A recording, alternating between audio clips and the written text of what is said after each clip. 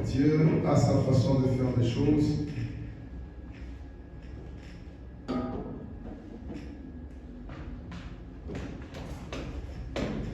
Il y a des choses qui se passent quand nous marchons avec Dieu. Lisons Romains chapitre 11, le verset 33. La Bible dit ceci.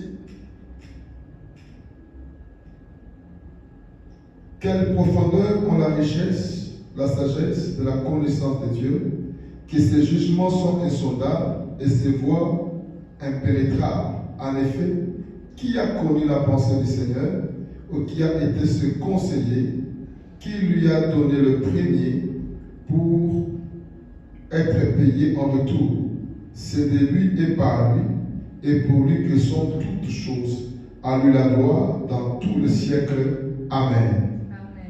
Et nous prenons également Exode 14. Exode chapitre 14,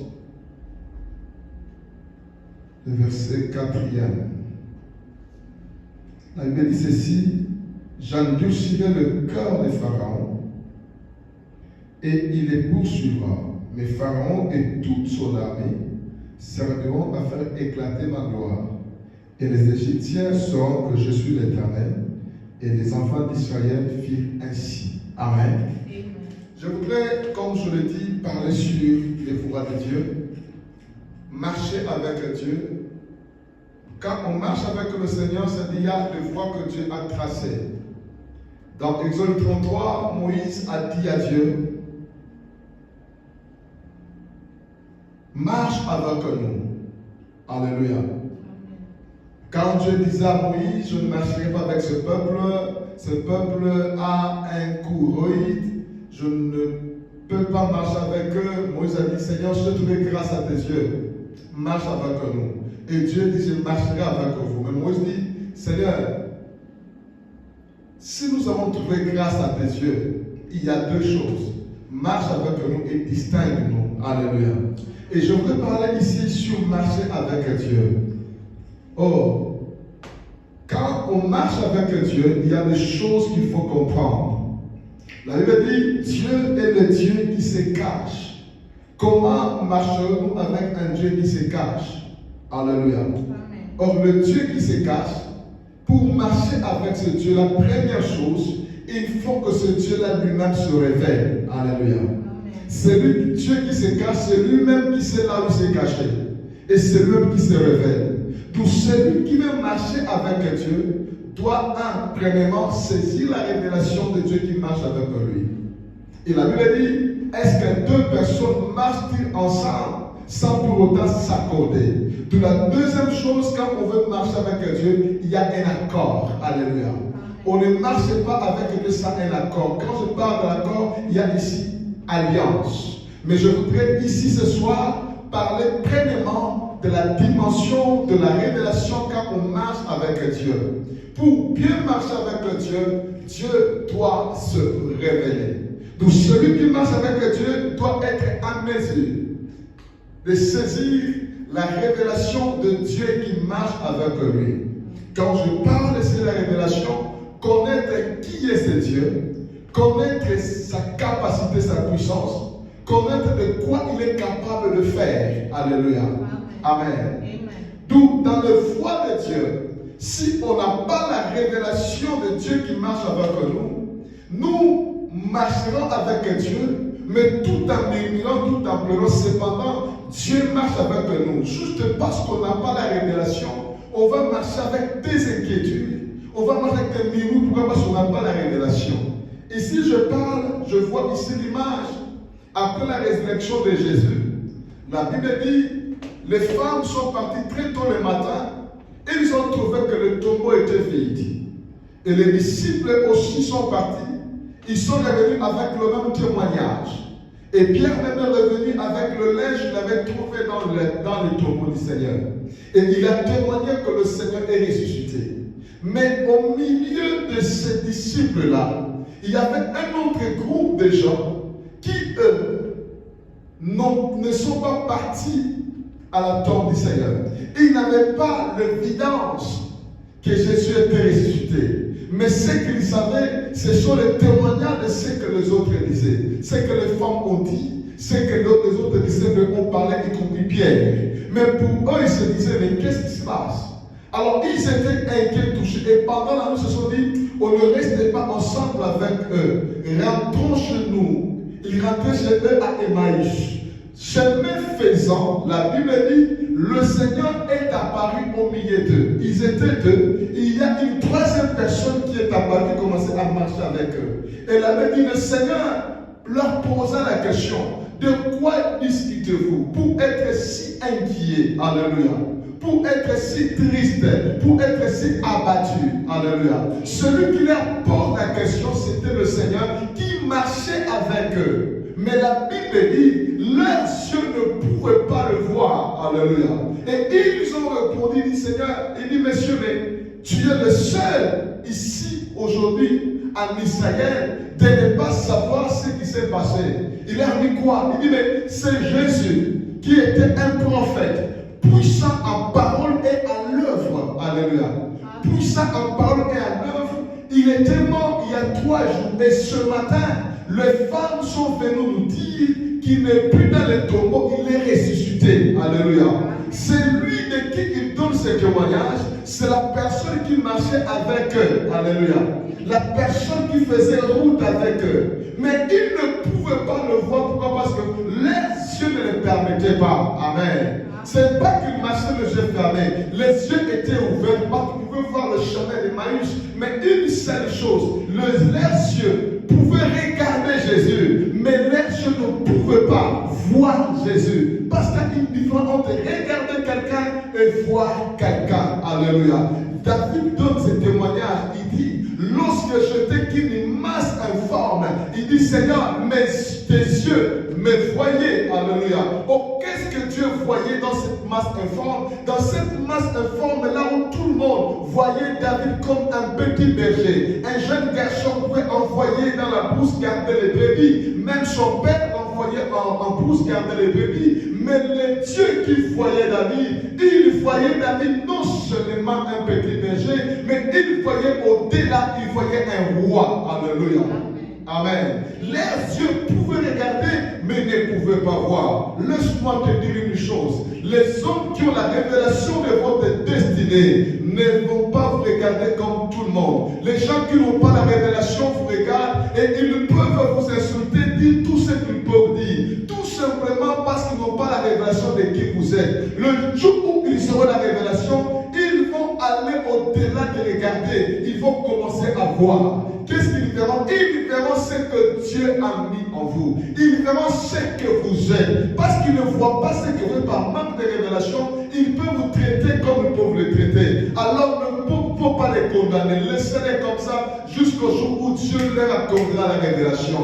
Ma prière est que le Seigneur ouvre les yeux de quelqu'un et qu'il voie ce que Dieu a mis en vous. Qu'il voie les valeurs qu'on a mis en vous. Qu'il voie les choses, les richesses que Dieu a mis en vous. Quand on ne voit pas, on peut aujourd'hui, quand on ne voit pas dans une terre, quand on ne voit pas la richesse dans une terre, on peut vendre la terre à un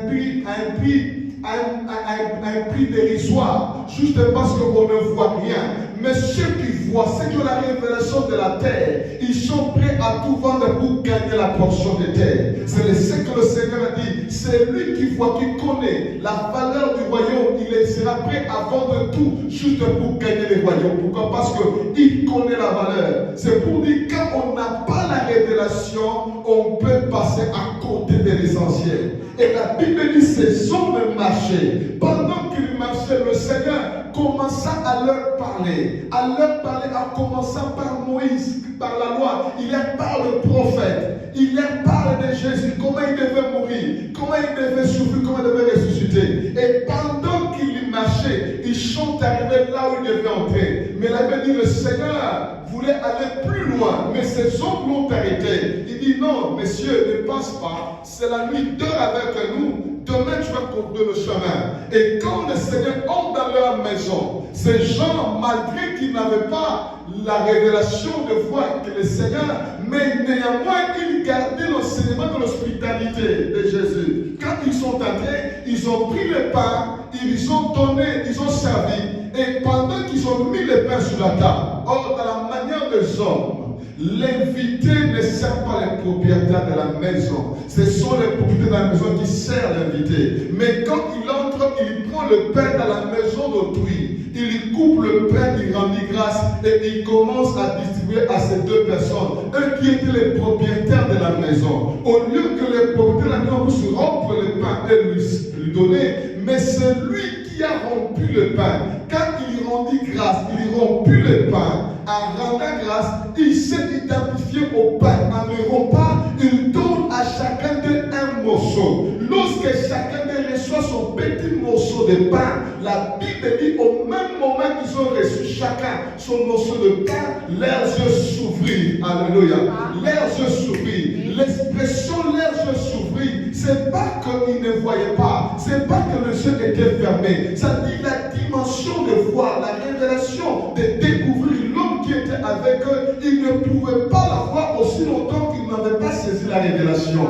Lorsque nous marchons avec Dieu, pour vivre les bénéfices de la marche, nous devons saisir la révélation de Dieu. C'est lui qui a la révélation. Quand il marche avec Dieu, il ne va pas murmurer, mais il verra le Dieu qui les conduit. Le Dieu qui les conduit, c'est un Dieu, quand il nous conduit, il nous amène au port désiré. Peu importe ce qu'on peut traverser en marchant avec Dieu, mais si on a la révélation, on ne donnera pas gloire à Satan, mais on bénira le Seigneur. On bénira le Seigneur. Je me souviens ici des espions qui sont partis espionner Canaan. La Bible dit ils sont partis, ils ont vu Canaan était bon, mais une seule chose, ils ont vu les géants. En voyant les géants, ils ont commencé à voir leur mort, mais ils n'ont pas vu le Dieu qui leur donne l'héritage. Mais Josué et Caleb n'ont pas seulement vu les géants, mais au-delà des géants, ils ont vu le Dieu victorieux qui leur donne la portion de Canaan. Et ils ont parlé non par rapport aux géants, ils ont parlé par rapport à Dieu, à la révélation de Dieu. Laisse-moi te dire, beaucoup de gens, dans la marche avec Dieu, ils ratent beaucoup de choses juste parce qu'ils n'ont pas la révélation de ce que Dieu veut faire. Parce que quand on marche avec Dieu, le chemin de Dieu, comme Romain dit, les voies de Dieu sont insondables. Alléluia. Les voies de Dieu sont insondables. Le Seigneur peut t'amener dans une voie où tu regardes toi-même, tu dis, cette voie, je ne sais pas comment je m'en sortirai. Mais Dieu a une voie, Dieu a une porte de sortie. Le chemin peut être compliqué, mais aussi longtemps que tu es avec Dieu, tu arriveras, tu atteindras l'objectif. Et laisse-moi t'annoncer, mon bien-aimé, qui me suit maintenant, toi qui écoutes cette parole, comprends une chose. Quand on marche avec Dieu, première chose, aie la révélation de ce Dieu-là. Parce qu'il peut arriver que dans cette marche, tu rencontres des obstacles, tu te poses des questions. Est-ce que Dieu est avec moi? Est-ce que Dieu est là? Oui, Dieu est là. Dieu est là. Dieu est là. Le problème est la révélation de Dieu qui est présent. Alléluia. Il y a des fois dans les voies de Dieu, le Seigneur peut te dire, je te rendrai quand je te bénirai. Mais il arrive qu'avec Dieu, tu traverses des moments compliqués, difficiles. Tu te dis, mais où est Dieu? Dieu est là ou Dieu n'est pas là. Mais celui qui a la révélation continuera à bénir Dieu pour dire, Seigneur, je sais que tu es là. Je sais que tu es là. Mais celui qui n'a pas la révélation, il murmurera, il finira même aller à côté, même aller ailleurs. Mais ceux qui ont des révélations, ils garderont, ils seront fermes dans leur foi. Et ici, j'aime ce que Dieu dit. C'est Dieu qui a envoyé Moïse en Égypte. Il dit, va délivrer les enfants d'Israël. Je serai avec toi. Dieu lui a montré même le miracle à faire. Et Moïse était tellement sûr que dès que j'avais à la première tentative, à la première rencontre, Pharaon va libérer le peuple. Et quand je vais faire le miracle que Dieu m'a dit, directement Pharaon va libérer. Mais quand Moïse partait, le même Dieu qui a dit à Moïse, le même Dieu a endurci le cœur de Pharaon. Avec l'objectif pour dire, j'endurcirai Pharaon pour que Pharaon et tout l'Égypte voient ma gloire. Ce que veut dire, quand on marche avec Dieu, tu peux rencontrer l'endurcissement des situations, l'endurcissement des choses, l'opposition. Pendant que Dieu t'a dit, tu passeras. Mais quand tu arrives, il y a l'opposition. Cette opposition, le diable peut te dire, Dieu n'est pas avec toi. Mais celui qui a la révélation ne verra pas l'opposition, mais il verra derrière l'opposition la gloire que Dieu prépare.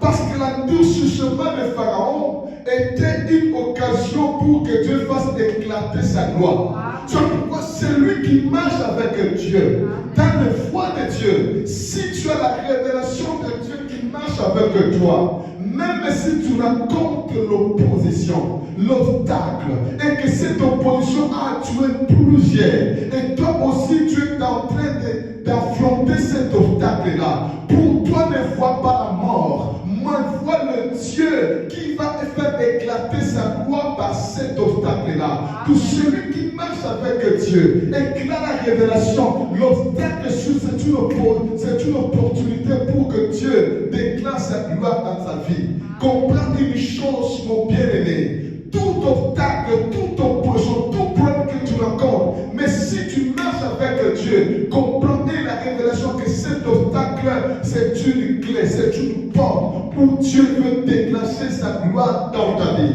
C'est pourquoi ne te décourage pas et n'abandonne pas. Le Seigneur, c'est ce qu'il est en train de faire. Même si tu rencontres des combats, dans le combat, si tu marches avec Dieu, cela ne veut pas dire que Dieu t'a abandonné. Dieu ne t'a pas abandonné. Mais Dieu veut juste que dans l'obstacle, Dieu veut soulever une nature en toi. La nature du lion, la nature des géants, la nature des grands.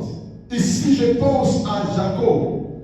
Souvenez-vous, Jacob, il a travaillé pendant 7 ans pour avoir Léa. Mais la 7e année, le jour du mariage, la Bible dit, tout a été fait. On ne lui a pas donné la femme la journée. On lui a donné la femme la nuit. Là où c'est noir, il y a l'obscurité. Alléluia. Amen. Et cette nuit-là, la Bible dit, lui pensait qu'il est avec Rachel, mais le matin, il se retrouve que c'était Léa. Quand il va voir là-bas pour dire qu'est-ce que tu m'as fait, d'abord dit ici chez nous, notre coutume, la petite ne se marie pas avant l'aîné. Alors si tu fais la petite Rachel, tu avais encore 7 ans. Or Rachel veut dire brebis. Léa veut dire lion. Alléluia. Amen. Alléluia. Amen. Or, pour Jacob, Léa, c'était comme l'obstacle aux 7 années qu'il avait travaillé.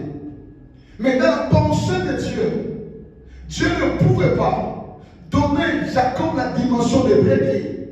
Sans pour autant Jacob affronte, manifeste la dimension du lion. Amen. Alléluia. Dans chaque circonstance que nous traversons, qui peut nous faire mal quand nous marchons avec Dieu, c'est pour que la dimension du lion qui est en nous, quand je parle de lion, je vois la royauté. Alléluia. Amen. Un lion est celui qui attaque. Un lion est celui qui domine. Un lion est celui qui règne. Mais une brebis doit être conduite. Une brebis doit être protégée. Mais le lion sait comment se protéger. C'est pourquoi certaines choses, quand tu marches avec Dieu, certains obstacles, Dieu sait qu'il y a une dimension de brebis en toi. Mais cette dimension ne doit pas précéder celui du lion. C'est pourquoi Léa doit venir avant pour que la dimension du lion se manifeste.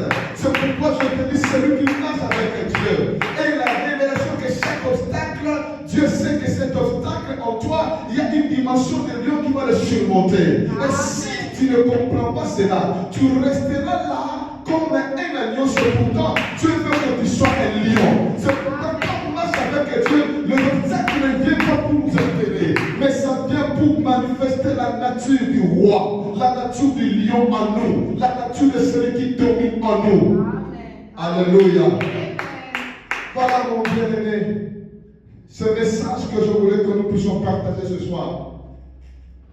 Marche avec Dieu. Première chose, c'est la révélation. Sans révélation, Dieu sera là.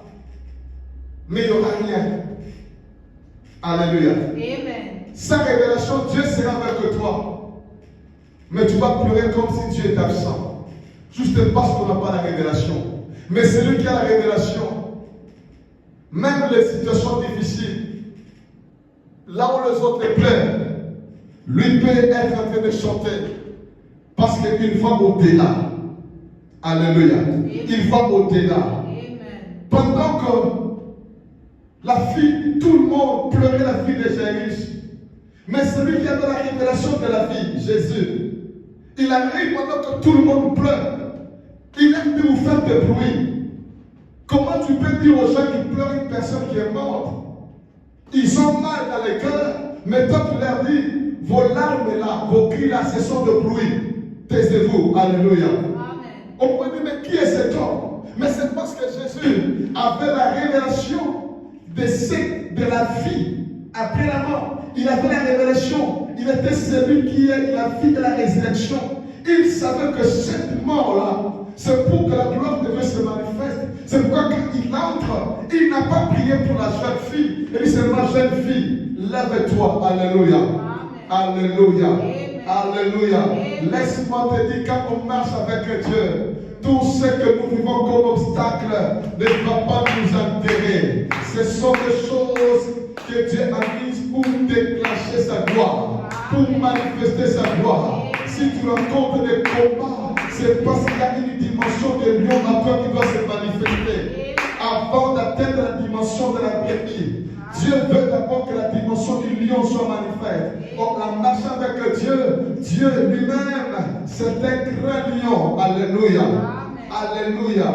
Israël, pendant un temps, la génération qui était née dans le désert, quand ils entrent à Canaan, Dieu dit, cette génération ne connaît pas la guerre. Oh, en eux, il y avait la dimension des guerriers. Oh, cette dimension des guerriers ne pouvait être rendue manifeste que s'il y avait l'ennemi qui les attaque. Alors, Dieu qui était au milieu d'eux a commencé à susciter des combats pour que le peuple né dans le désert apprenne le combat afin de réveiller en eux la dimension des géants, des guerriers. C'est pourquoi je te dis, mon frère, ma soeur, la situation que tu traverses, si tu marches avec Dieu et la révélation de cette situation, c'est pour manifester une dimension de gloire, de grandeur que Dieu a mis en toi. Le Dieu qui est avec toi ne te laissera pas.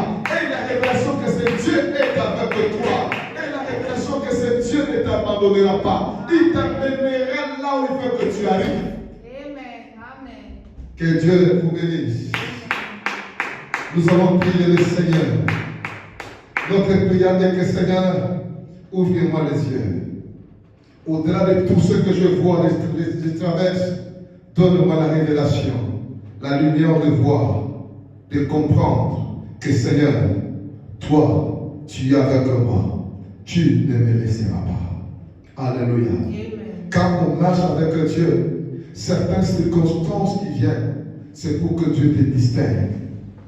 Les Hébreux, Shadrach, Meshach, Abednego, ils marchaient avec Dieu. Ils avaient Dieu avec eux. Mais pour le distinguer, Dieu a permis qu'il y ait la fournaise ardente, qu'il soit jeté dans le feu. Non pour qu'il soit brûlé, mais pour que Dieu le distingue. Certaines situations arrivent dans ta vie. Si tu marches avec Dieu, le Seigneur le permet pour qu'il te distingue quand il fera sortir de cette situation, que les gens comprennent que oui, cet homme, cette femme a Dieu. Alléluia. Simplement, et la révélation de Dieu. C'est pourquoi les trois Hébreux pouvaient dire au roi, roi, qu'on sonne de la trompette, nous n'allons pas nous prosterner, car le Dieu que notre Dieu que nous servons nous délivrera de ta main. Pourquoi? Parce qu'ils avaient la révélation que Dieu ne pouvait pas les laisser. Cette situation, c'était juste une occasion pour que Dieu les distingue. Laisse-moi te dire une chose. La situation que tu traverses Dieu les utilisera pour te distinguer, pour montrer qu'il est avec toi, pour montrer que tu lui appartiens, pour montrer qu'il marche avec toi. Même ça te fait mal, tu ne mourras pas. Dieu te donnera, Dieu se glorifiera, Dieu va te distinguer. Il a distingué Daniel dans la fosse au lion. Et quand il est sorti, tout le monde a compris que Dieu était avec Daniel. Et tout le monde a commencé à adorer Daniel, le Dieu de Daniel. Alors ça c'est une chose, et la révélation. Même quand tu marches avec Dieu dans toutes circonstances, et la révélation de Dieu, qu'est-ce que Dieu veut faire dans cette situation-là? C'est que tout ce que Dieu fait, c'est pour manifester sa gloire. Il a déjà endurci Pharaon pour faire éclater ma gloire. Donc si Dieu n'avait pas endurci Pharaon, la gloire n'allait pas éclater. C'est pour que certaines oppositions que tu accordes quand tu marches avec Dieu, c'est que Dieu veut juste se glorifier. Amen. Prions le Seigneur. Seigneur, nous te disons grandement merci pour cette parole.